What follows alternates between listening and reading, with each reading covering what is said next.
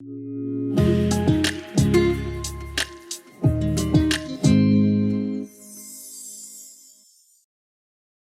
le Seigneur. Eh bien, Seigneur notre Dieu, en cette fin de semaine d'Action de grâce, nous voulons te remercier de tout cœur, te louer, Seigneur. Nos cœurs sont pleins de merci pour tout ce que tu fais, pour qui tu es, et de t'être révélé à nous, Seigneur. Merci pour ta parole, cette lettre d'amour où tu te révèles à nous. Merci pour ton esprit qui nous accompagne et illumine nos cœurs. Merci pour tant d'amour que tu as démontré à la croix. Et Seigneur, on te prie que tu puisses nous bénir ensemble ce matin, toucher nos cœurs, illuminer nos cœurs, et que nous puissions suivre ta parole avec joie et obéissance. Au nom de Jésus, nous te prions. Amen. Eh bien, récemment, je vous racontais que la religion dans le monde, en fait, est à la hausse, en dépit de ce que les gens peuvent penser. Les gens disent parfois que la religion, c'est à la baisse, ça va disparaître, cette affaire-là. La foi, ça va disparaître. Eh bien, on a les preuves, c'est des études qui ont été menées à travers le monde, montrent en fait que la religion est en hausse et l'athéisme est à la baisse. Et ça se comprend. Les gens éprouvent un vide dans leur cœur. Ils savent pas trop comment remplir ce vide dans leur cœur. Je pense que je vous ai raconté qu'il n'y a pas tellement longtemps, je racontais à mon barbier la raison pour laquelle j'étais venu à la foi en Jésus-Christ. Et puis j'avais expliqué que moi et ma femme, on avait pas mal tout pour être heureux, en fait. Et malgré ça, il y avait un vide dans notre cœur. Il manquait quelque chose. On ne savait pas c'était quoi. Et c'est vraiment Jésus est venu combler ce vide dans notre cœur. Et aussitôt que je lui avais raconté ça, aussitôt il m'a répondu comme ça. Il dit, Normand, je vis exactement la même chose en ce moment. Et le gars a pas mal tout ce qu'on pourrait désirer. Il n'est pas millionnaire, mais ça va très bien, ses affaires. Et puis, il me racontait, il dit, Normand, j'ai ce vide dans mon cœur, puis je ne sais pas exactement comment combler ça. Je sais qu'il me manque quelque chose. Ça doit être la foi. Alors, même cette semaine, je parlais à mon voisin, et il me racontait, Normand, je ne sais pas trop ce qui se passe dans le monde. Lui-même, il dit, je suis pas bien, vraiment pas bien, je suis dans la tristesse continuelle. Tu regardes le monde, ça va pas bien, les gens sont découragés, ça va mal. On dirait qu'il y a comme une tristesse qui est là dans le monde. C'est intéressant, il m'a dit ça. Et il n'a pas tort. Une étude récente menée auprès des adolescentes du secondaire aux États-Unis a révélé que 57% d'entre elles, plus de la moitié, éprouvent un sentiment persistant de tristesse et de désespoir. Plus de la moitié. Et le phénomène n'est pas juste au niveau des adolescents ou adolescentes. Et c'est peut-être même ton expérience ce matin. Et peut-être même ceux qui nous écoutent en ce moment. Ou quelqu'un même que tu as à cœur, qui t'est cher. Et c'est probablement la raison pour laquelle on observe une quête spirituelle chez tant de gens aujourd'hui comme on n'a jamais vu depuis des décennies. Dans le passage qu'on va regarder, examiner ensemble ce matin, Jésus va aborder directement cette question-là. En fait, ce qui va ressortir clairement de ce passage, c'est que Jésus est le seul vraiment qui peut combler ce vide dans notre cœur. Et j'aimerais vous raconter l'histoire ce matin d'une femme. On va regarder ça ensemble, plus précisément une femme samaritaine. Et comme on va le voir, il est évident que cette femme a traversé de nombreuses épreuves dans sa vie. Alors qu'elle se rend à un puits pour aller chercher de l'eau, elle va faire la rencontre de Jésus. Et les deux vont commencer une conversation. Et au cours de cette conversation, cette femme va faire 3 découvertes. Elle découvre que Jésus est vraiment la source de la vie abondante. Elle apprend aussi c'est quoi la véritable adoration. Et elle va découvrir que Jésus est le sauveur du monde. Maintenant, avant de lire le passage, laissez-moi vous expliquer un peu ce qui se passe. Jésus est avec ses disciples à Jérusalem, et puis il est dans le sud d'Israël. Et puis là, il va prendre un voyage, il va s'en aller avec ses disciples vers le nord, vers la Galilée. C'est un long voyage au-dessus d'une centaine de kilomètres. Et il faut se rappeler qu'à cette époque-là, on voyageait pas en voiture, certainement pas en voiture électrique et tout ça. Et puis on était à pied ou même à dos d'âne. Alors Jésus est avec ses disciples. Alors vous pouvez imaginer que de marcher et parcourir tout ce terrain-là, ce voyage-là, à travers une centaine de kilomètres, ça va durer quelques jours, évidemment. Et puis, ils sont fatigués. Moi, je suis allé en Israël et en voiture, c'est vraiment pas long. Tu traverses ça, une centaine de kilomètres, ça va assez vite. Mais quand tu es à pied, c'est pas mal long, là. Et alors, Jésus est avec ses disciples, il marche, il se rend jusque-là. Alors, il est fatigué, très, très fatigué. Et à mi-chemin, il va s'arrêter à Samarie. Et Samarie, c'est un endroit qui était reconnu pour être comme un genre de rest area, une place de détente où tu arrêtais lorsque tu voulais voyager du sud jusqu'au nord. C'était pas mal l'endroit où tu allais pour te reposer quelques instants. Alors, Jésus est là, il s'assoit au puits, un puits très connu depuis des siècles, le puits de Jacob.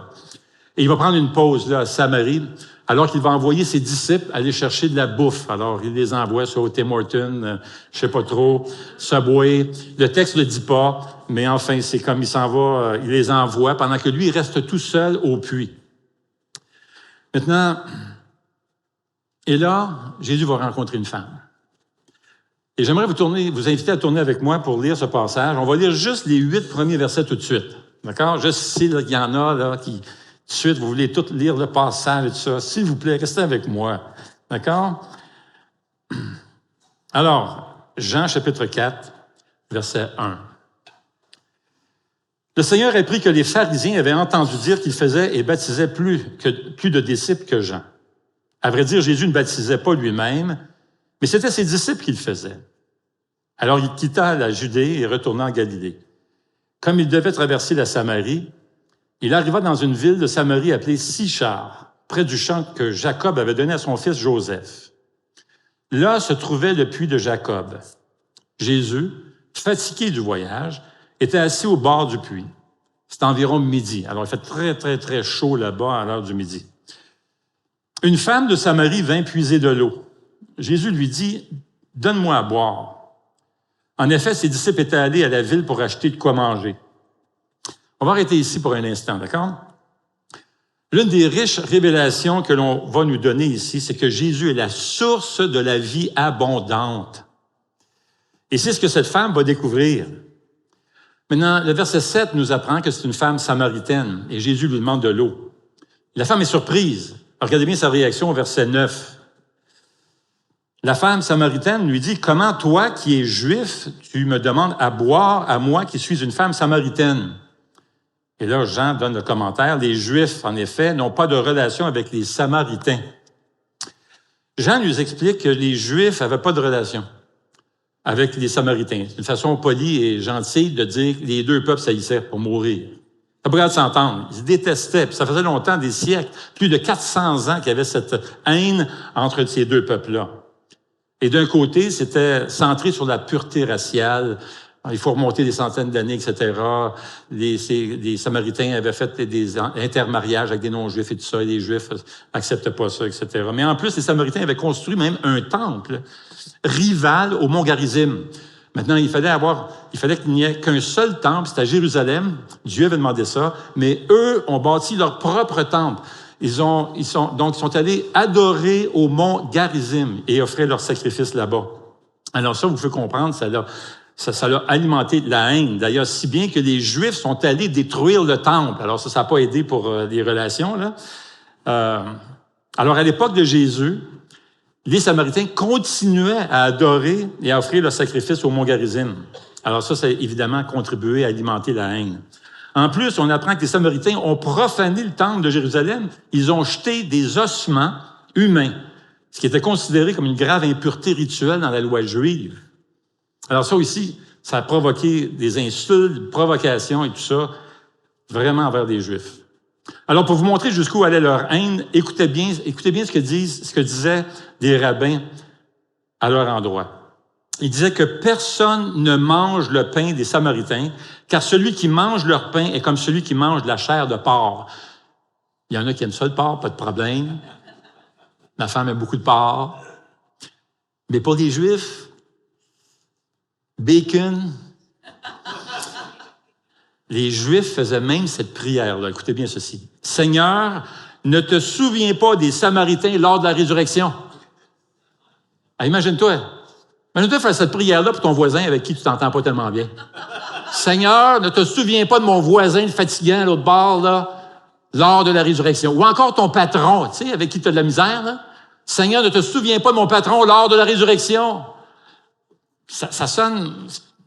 Alors, les Juifs faisaient même cette prière-là. Imaginez.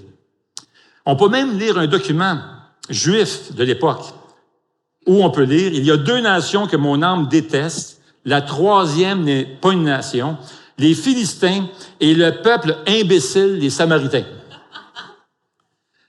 Et les Juifs purs et durs imposaient même des règles pas mal strictes à l'égard des Samaritains. Par exemple, ils refusaient de manger des aliments manipulés par les Samaritains.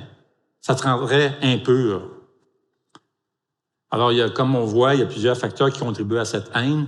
Une autre raison aussi, c'est qu'ils ne croyaient pas à tout l'Ancien Testament. Ils croyaient juste aux 5 premiers livres de la Bible, alors que les Juifs croyaient à tout l'Ancien Testament. Et ils n'adoraient pas le même endroit, de la même manière. Il y avait tellement de haine entre les 2 peuples que les Juifs stricts, pas tous les Juifs, mais les plus stricts, choisissaient même de faire un détour lorsqu'ils voulaient voyager en Galilée, lorsqu'ils partaient de Jérusalem, voulaient aller dans le nord. Ils faisaient même un détour, s'allongeaient de plusieurs kilomètres, traversaient le Jourdain, faisaient le gros détour pour se rendre en Galilée.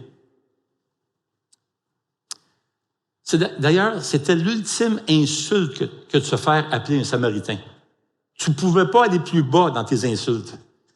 Et les chefs religieux ont traité Jésus de démoniaque et de Samaritain. Jésus, sachant tout ça, s'arrête au puits de Jacob, ouvre une conversation avec cette Samaritaine. Et Jésus lui demande un verre d'eau. Petite parenthèse ici. Une autre évidence que Jésus est 100% Dieu et 100% homme. On a déjà regardé au premier chapitre que la preuve, l'évidence que Jésus est 100% Dieu. Il a créé l'univers. Jésus est 100% Dieu. Mais ici, il a soif. Pourtant, il va dire qu'il est la source d'eau vive. Il est fatigué. Pourtant, il dit dans Matthieu 11, « Venez à moi, vous tous qui êtes fatigués et chargés, je vous donnerai du repos. » Jésus, 100% homme, 100% Dieu. La femme est surprise que Jésus lui demande de l'eau, non seulement que c'est un Juif qui parle à une femme, à un non-Juif, mais en plus, il lui demande un service. Les Juifs n'encourageaient pas un Juif de recevoir de l'aide de la part des Samaritains. Elle est surprise, et avec raison.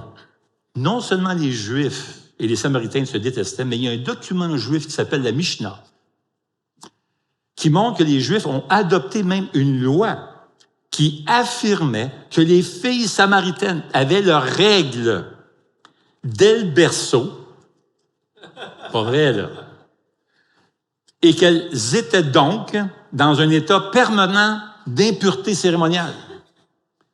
C'est pourquoi la Samaritaine est surprise lorsque Jésus lui demande à boire, puisqu'en touchant le récipient d'eau qu'elle allait lui remettre, ça l'aurait rendu Jésus rituellement impur. Alors, verset 9 dit, la femme samaritaine lui dit, « Comment toi qui es juif, tu me demandes à boire, à moi qui suis une femme samaritaine? » Les Juifs, en effet, n'ont pas de relation, soulignez ça, n'ont pas de relation avec les Samaritains. Le mot original ici pour relation peut vouloir dire utiliser ensemble. C'est la raison pour laquelle certains ont traduit ce verset de la façon suivante. Les Juifs, en effet, ne partagent pas leurs ustensiles avec les Samaritains. Mais voyez-vous, tout comme avec le lépreux, lorsque Jésus touche une personne, c'est la personne qui est purifiée. Amen. Verset 10, Jésus lui répondit, « Si tu savais quel est le cadeau. » Imagine-toi là. La femme ne sait pas qui est Jésus. Et Jésus lui dit, « Si tu savais quel cadeau de Dieu qui est celui qui te dit « Donne-moi à boire », tu lui aurais toi-même demandé à boire et il t'aurait donné de l'eau vive.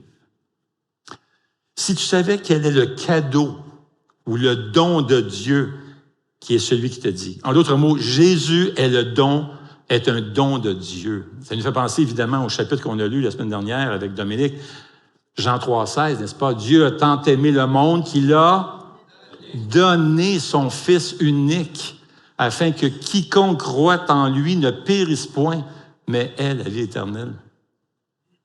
Il est le cadeau de Dieu. Si tu savais juste qui j'étais, tu me demanderais à boire et je t'aurais donné de l'eau vive. Maintenant, c'est quoi cette eau vive-là? Bien, c'est une image de la vie abondante, la vie pleine et riche qui se trouve en Jésus-Christ. Pour paraphraser sa réponse, on pourrait dire ceci. Quiconque continue à boire de cette eau matérielle ou de tout ce que le monde peut offrir aura de nouveau soif. En d'autres mots, tu auras encore ce vide. Mais celui qui boit un seul verre de l'eau que je donne n'aura plus jamais soif. Je vais combler ce vide dans ton cœur.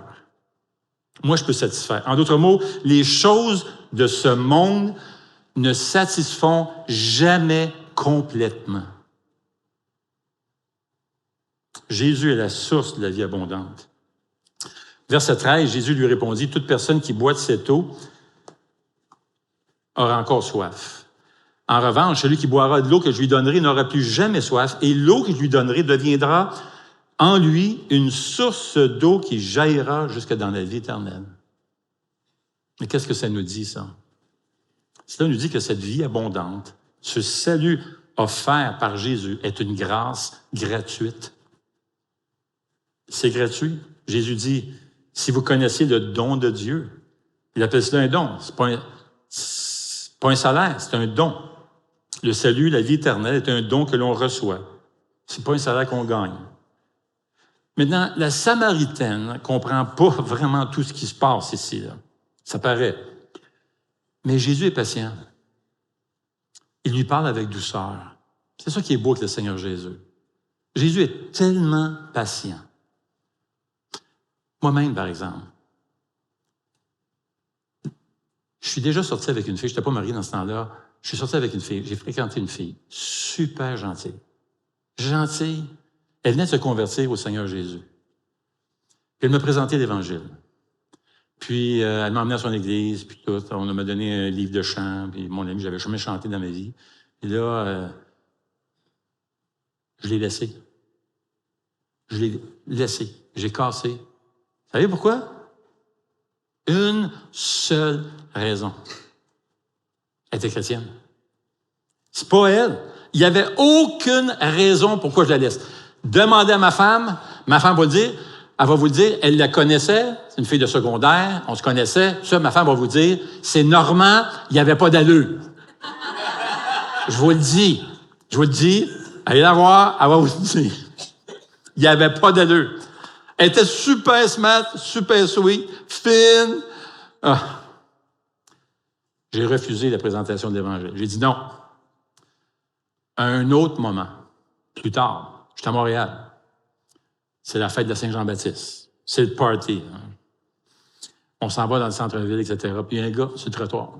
Il m'accroche. Commence à me parler de Jésus. Parle de Jésus, etc. Me présente le plan du salut, de venir au Seigneur Jésus pour avoir la vie éternelle, etc. Je suis parti. On est parti. Une troisième occasion, plus tard, dans la région ici, moi je demeurais à Laval, dans la région ici, un de mes clients qui me parle du Seigneur Jésus. Et finalement, mon ami, là j'ai accepté le Seigneur Jésus, j'ai placé ma foi en Jésus-Christ. Hey, 3 reprises, à 3 différentes occasions, avec une copine, un étranger, un client. Hey, Jésus, là, il me regardait, et ça va prendre du temps. J'avais un cœur dur. Un cœur dur. Aïe, aïe, aïe. Mais Jésus est patient. Hein? Bon sang qui est patient. Il y a tellement de témoignages des gens, là, ça a pris des années de venir au Seigneur Jésus. Puis, oh, mon Dieu, c'est beau de voir comment Dieu, c'est sa grâce, sa patience. Alors Jésus dit, l'eau que je lui donnerai deviendra en lui une source d'eau qui jaillira jusque dans la vie éternelle. Jésus est la source de la vie abondante. Et Jésus le dit ici, puis il va dire ailleurs, plus loin, dans Jean 15, verset 11, Jésus dit, « Je vous ai dit cela afin que ma joie demeure en vous et que votre joie soit complète. » Alors Jésus est la source de la vie abondante. La femme samaritaine va faire une autre découverte aussi. Elle découvre la véritable adoration. Alors, verset 19, on va continuer la lecture, voici ce que ça dit. « Seigneur, lui dit la femme, je vois que tu es un prophète. Nos ancêtres ont adoré sur cette montagne et vous dites, vous, que l'endroit où il faut adorer est à Jérusalem. Femme, lui dit Jésus, crois-moi, l'heure vient où ce ne sera ni sur cette montagne, ni à Jérusalem que vous adorerez le Père. Vous adorez ce que vous ne connaissez pas. Nous adorons ce que nous connaissons, car le salut vient des Juifs. Mais l'heure vient, et elle est déjà là, où les vrais adorateurs adoreront le Père en esprit et en vérité. En effet, ce sont là les adorateurs que recherche le Père. Dieu est esprit, et il faut que ceux qui l'adorent en esprit et en vérité. Jésus dit au verset 23, donc, l'heure vient. Et elle est déjà là, où les vrais adorateurs adoreront le Père en esprit et en vérité. L'heure vient, dit Jésus. Vous voyez cette expression-là, l'heure vient, lorsque ça se trouve chez Jésus, ça fait toujours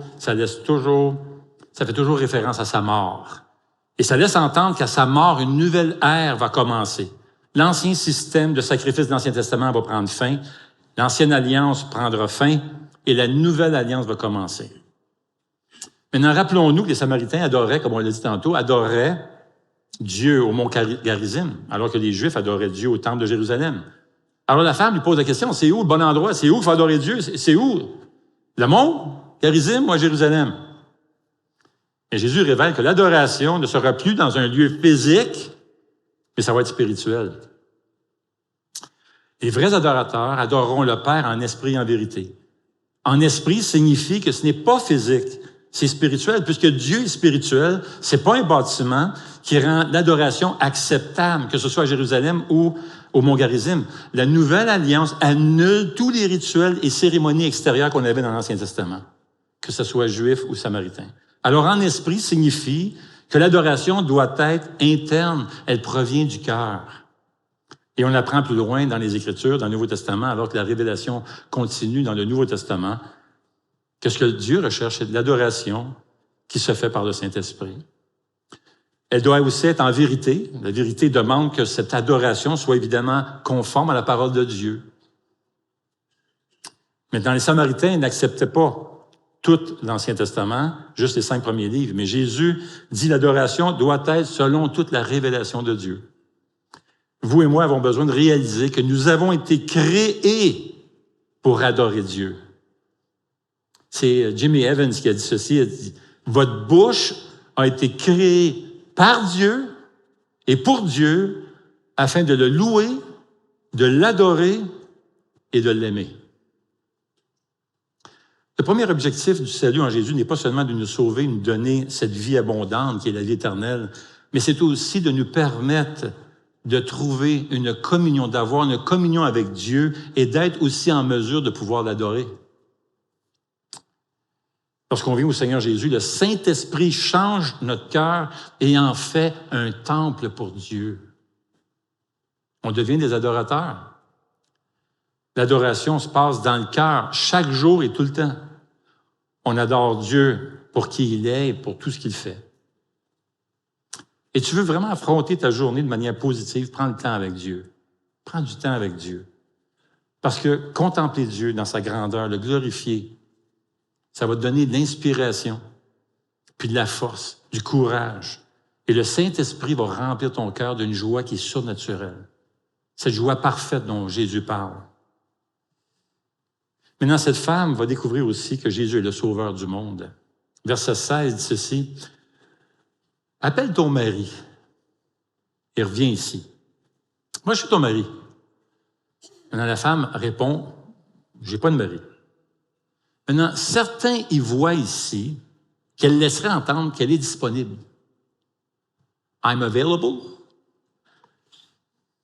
Voici la convention juive de l'époque. On disait, à moins de chercher une compagne, il faut éviter de parler aux femmes en public, en particulier aux puits. Pourquoi les puits? Éviter de parler aux femmes aux puits? Bien. Les puits étaient connus pour être des lieux où les hommes pouvaient draguer les femmes. Et oui, c'est là que tu allais courtiser les femmes. Vos puits, il y a des femmes. Je n'irai pas plus loin ici. C'est comme, j'allais demander aujourd'hui comment on fait, puis non, je ne veux pas aller là. Jésus, il y en a qui ont dit, c'est Maxi, sa meilleure place. L'épicerie. Ah, quoi, mon Dieu. En tout cas, OK. Jésus enfreint toutes les règles de la piété juive. Tout d'abord, il est seul avec cette femme. En plus, elle est samaritaine, puis lui, c'est un juif.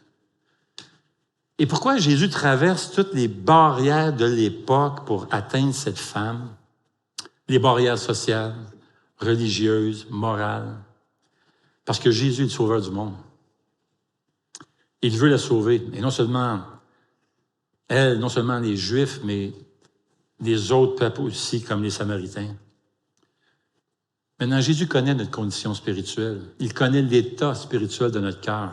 La Bible dit que nous sommes, sans Jésus, morts spirituellement. Il sait, il connaît notre cœur. Il sait que nous sommes perdus sans lui. Et Jésus est plein de compassion. Plein de compassion pour les pécheurs. Benjamin Warfield a fait une étude assez étoffée sur la vie émotionnelle de Jésus. Il a même écrit un article assez intéressant, détaillé d'ailleurs, qui s'appelle « La vie émotionnelle de notre Seigneur ». Il a regardé la vie de Jésus à chaque endroit dans les évangiles qui décrit la vie émotionnelle de Jésus. Et voici ce qu'il a trouvé. Jésus a ressenti de la tristesse et de la douleur 20 fois plus souvent qu'il n'a éprouvé de la joie. Il pleure, il souffre, il est triste de la condition des gens. Il est plein de compassion, la compassion des âmes. Un mot dont le Nouveau Testament se sert pour décrire les émotions de Jésus signifie être profondément touché par la compassion. Ça, c'est notre Seigneur Jésus. Il nous aime. Jésus t'aime. Et l'ultime expression de la compassion de Jésus se trouve à la croix. Les larmes de Jésus et sa tristesse ont permis qu'on ait la joie et la vie abondante. Verset 17 dit, Jésus lui dit, « Tu as bien fait de dire, je n'ai pas de mari, car tu as eu 5 maris, et l'homme que tu as maintenant n'est pas ton mari. Et en cela, tu as dit la vérité. » Cette femme a eu 5 maris, et maintenant elle vit avec un homme. Est-ce qu'elle a été divorcée 5 fois? Ou est-ce qu'elle a été veuve 2 fois et divorcée 3 fois? On ne sait pas, le texte ne nous le dit pas, mais elle cohabite maintenant avec un homme. Maintenant, c'est évident que cette femme, 5 mariages, cohabite, c'est certain que cette femme a eu beaucoup de souffrance pendant sa vie. Ses nombreuses relations le montrent. Et elle vit dans la honte. On déduit cela qu'elle vit dans la honte pour 2 raisons. Le fait de se rendre au puits toute seule. Les femmes n'allaient pas au puits toutes seules. Elles allaient en groupe, gang de femmes ensemble. Et elle, il va toute seule. Et non seulement ça, il y va à midi. Les femmes n'allaient pas au puits à midi. Elles allaient très tôt le matin à cause de la chaleur. C'est tellement intense à l'heure du midi. Elles allaient très tôt le matin ou le soir, mais très rarement le midi. Imaginez Dieu lui-même, Jésus, le Sauveur du monde, franchit toutes les barrières inimaginables de son temps pour aller la chercher et prendre du temps tout seul avec elle. Afin de la sauver, de la libérer de ce poids qu'elle porte. Maintenant, pourquoi Jésus lui parle de ses maris, de l'homme avec qui elle demeure? Parce que Jésus veut toucher sa vie. Il veut la purifier pour qu'elle découvre cette vie abondante et riche en Jésus-Christ. Verset 25 dit, la femme lui dit, « Je sais que le Messie doit venir, celui que l'on appelle Christ, le Sauveur. Et quand il sera venu, il nous annoncera tout. » Imaginez, il est là, juste là. Et Jésus lui dit, littéralement, dans l'original, « Je suis. » Le titre de cette série, « Je suis. » C'est moi qui te parle. J'inviterai les musiciens à s'approcher maintenant. Et quelle est la réaction de cette femme? Après avoir fait cette rencontre avec Jésus-Christ, avec la connaissance limitée qu'elle a de Jésus, elle part, elle va retrouver son village et raconte ce qu'elle a vu, ce qu'elle a entendu. Nous lisons d'ailleurs, au verset 39, « Beaucoup de Samaritains de cette ville crurent en Jésus à cause des paroles de la femme. » Imaginez, elle est partie évangéliser, elle. C'est pas clair dans sa tête, mais elle s'en va, mon ami, elle partage l'Évangile comme elle le connaît. Alors, beaucoup de Samaritains de cette ville crurent en Jésus à cause des paroles de la femme qui rendait ce témoignage. Il m'a dit tout ce que j'ai fait. Ainsi donc, quand ils virent le trouver, les Samaritains le prièrent de rester avec eux, et Jésus resta là 2 jours. Un bien plus grand nombre crurent à cause des paroles de Jésus, et il disait à la femme, « Ce n'est plus seulement à cause de ce que tu as dit que nous croyons, car nous l'avons entendu nous-mêmes, et nous savons qu'il est vraiment le Messie, le Sauveur du monde. » Il y a eu plein de conversions, plein de gens qui sont venus au Seigneur Jésus. Alors, elle va à son village, et ce qu'elle dit essentiellement derrière ces paroles, c'est « Il m'a vu à mon pire. Il m'a quand même offert l'eau vive. Je n'ai jamais rencontré un tel homme. C'est un homme qui ne se soucie ni de la race, ni du sexe, ni de notre moralité, ni d'aucune des valeurs du monde. Il m'aime. Il se soucie de moi. Il m'a offert cela. Il m'a vu au plus bas, au pire, et pourtant, il m'a aimé jusqu'au ciel. » Et les gens sont allés voir Jésus et plusieurs ont reconnu Jésus comme leur sauveur du monde. Et là, toutes les barrières raciales qu'il y avait entre les Juifs et les Samaritains et les batailles qui existaient depuis des siècles ont disparu. Ils sont tous unis dans la foi et dans l'amour.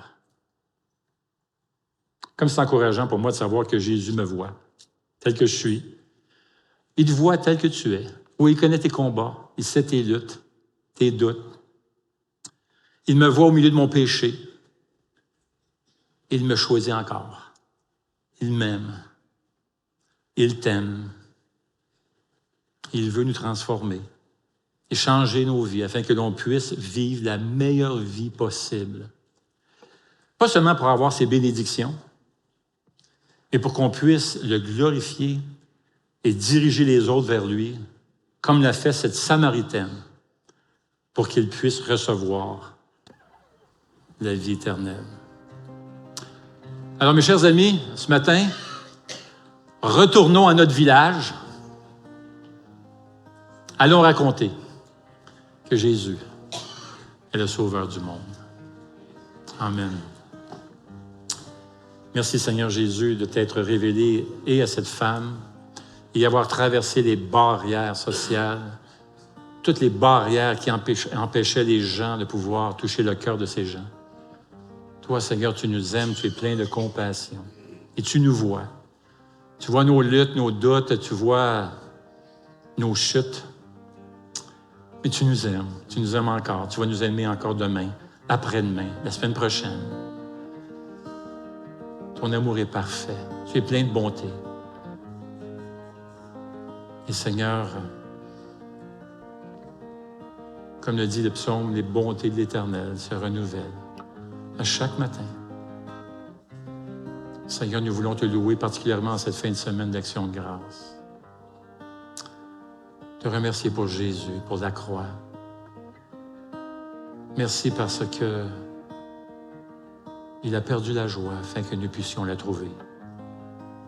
Là, sur la croix, alors que tu l'as abandonné et qu'il a souffert une mort atroce afin que l'on puisse connaître la vie abondante en lui. On te doit tout, Seigneur. Amen.